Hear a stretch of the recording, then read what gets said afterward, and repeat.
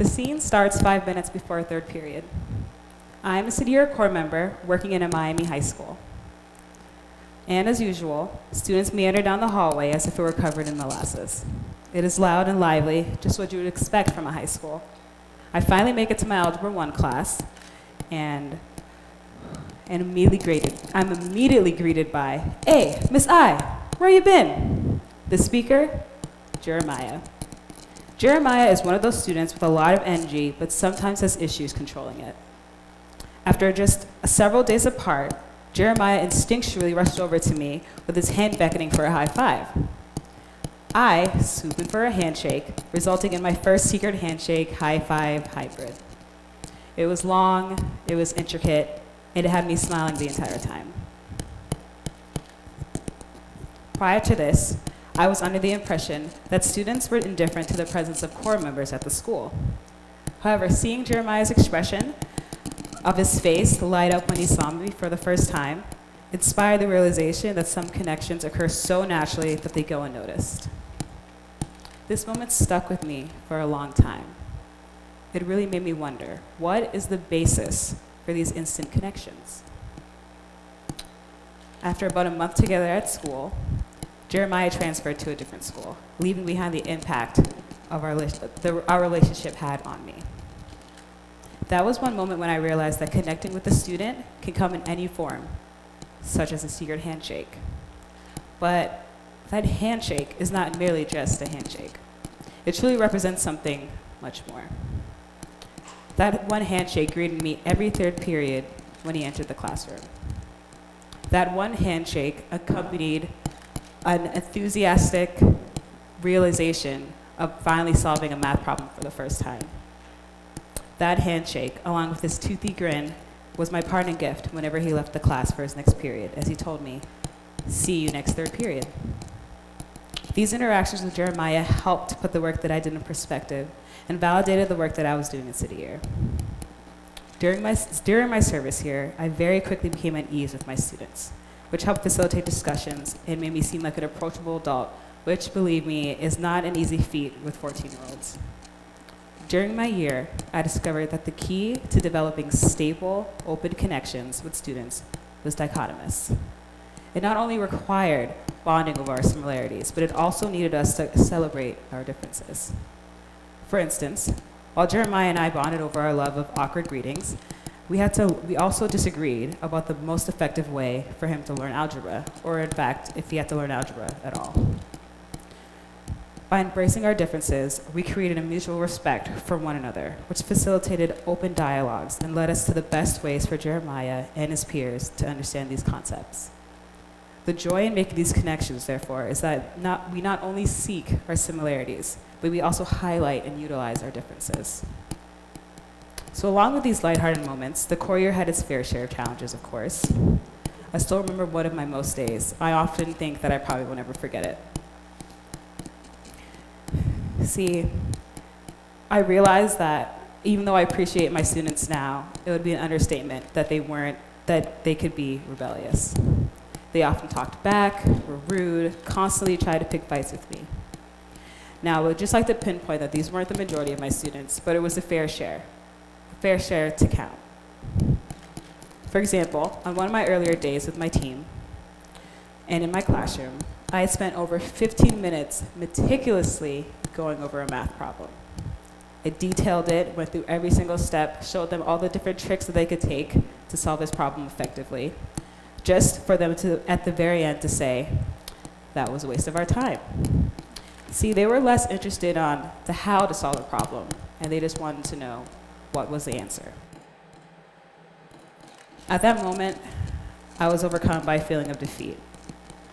I'm quite certain that my students could also see the look of defeat on my face. That same look of defeat that they had seen before. The look that they had probably gotten from previous teachers or other adults who did not relate to them, who did not understand their backgrounds, and more importantly, who did not want to connect with them. And by no means do I want to say that every teacher overlooked these students, for that is not the case. But I just want to say that for many of these students, the negative effects outweighed the positive, and that's what really stuck. So by the end of that day, I felt very discouraged and defeated. And looking back, I honestly cannot pinpoint how exactly I found the strength to go back the next day. But I did go back, and I did come back with a brand new attitude. I was determined to connect with my students. I asked them how they were doing, how they were feeling, if they had done anything fun after school the previous day. They seemed shocked, honestly, that in spite of the tumultuous day before, I had not given up on them, and I had not given up on myself. Instead, I made it my goal to stand out to my students more than the disappointed faces of those who had given up on them. I came to realize that good teachers not only expand the material in an understandable way, they also break down the polarizing barrier that can often separate students from teachers.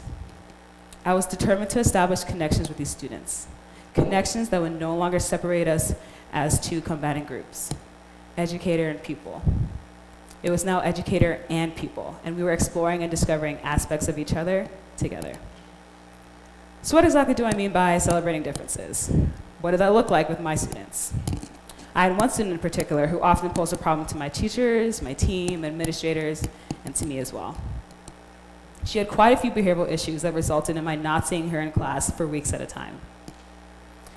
When she was there, it was obvious that sitting in a classroom was the last thing that she wanted to do, and that learning how to factor polynomials was the last thing on her mind. My teacher, however, was determined to have our students think beyond the four walls of the schoolhouse and see the possibilities of their future. So he created an assignment where students stated the name of a college they wanted to attend, they said the future major that they wanted, and their future occupational goal. There were, of course, the biology majors who wanted to be doctors, they wanted to be nurses. There were the NBA enthusiasts, the dancers, the singers, and then there was the aforementioned student. She had 3 occupations on her paper that really surprised me.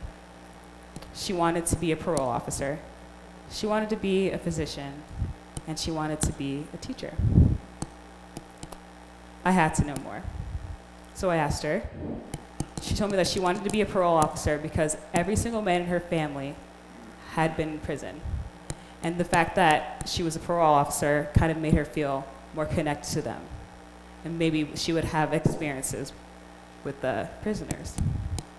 She wanted to be a physician because she felt helpless every single time she had a loved one in the hospital and she could do nothing for them.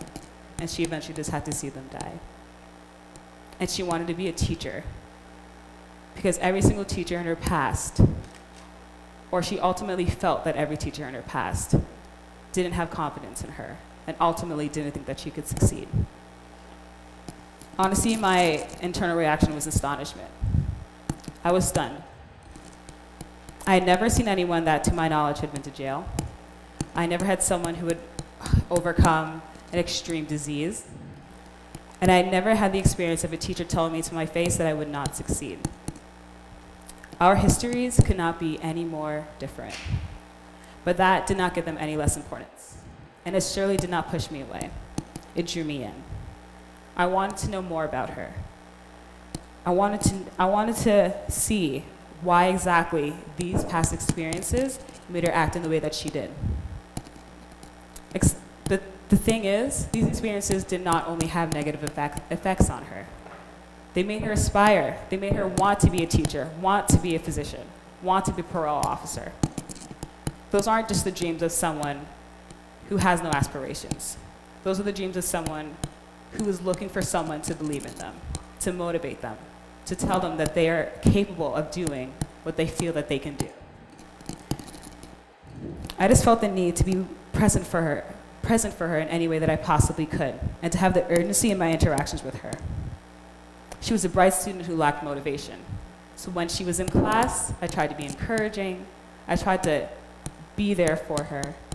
And ultimately, she was a bright student.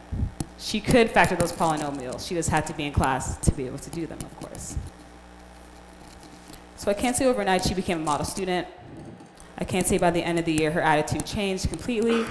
I can't say that she had perfect attendance. But what I can say is that my relationship with her grew stronger and more positive. She saw me less as a threat and more as an aid, even coming to me after being confronted with her teacher, teasing me here and there. It felt like we were having a more personal relationship as opposed to just teacher versus student. I saw an increase in her motivation that made her complete her schoolwork. I started seeing her carry a backpack every day. She had homework inside that was completed. And by no means am I saying that my few interactions with her were the whole reason why she had these changes. I had teammates who also had interactions with her. They spent more time with her than I did. But I can say that our relationship was a positive one, and I do hope that it benefited her. Yes, she was different from me, and that was beautifully sufficient.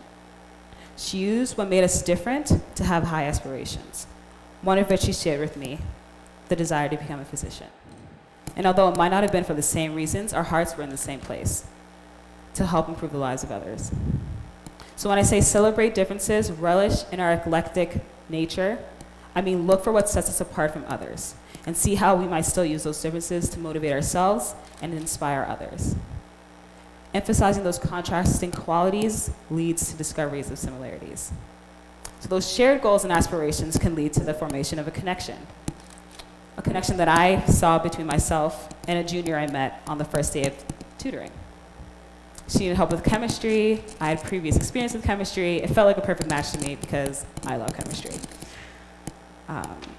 And speaking to her was just truly inspiring. She talked about her dreams of applying to Ivy League schools. She talked about how she wanted to leave Miami, how she loved where she was, but she wanted to see more of the world, which is definitely a different perspective from a lot of the students that I experienced. So we bonded over the fact that I had past experience with chemistry and science, and ultimately the goals to come to an Ivy League school for graduate school. So she would often come to me for homework help, talk to me in between the classes about schoolwork, about personal life. It was just about making that connection and making sure that she knew that I was there for her and that I really wanted to speak to her, because I did. It wasn't just because I wanted a connection with a student. It was someone that I genuinely cared about, and she cared about me.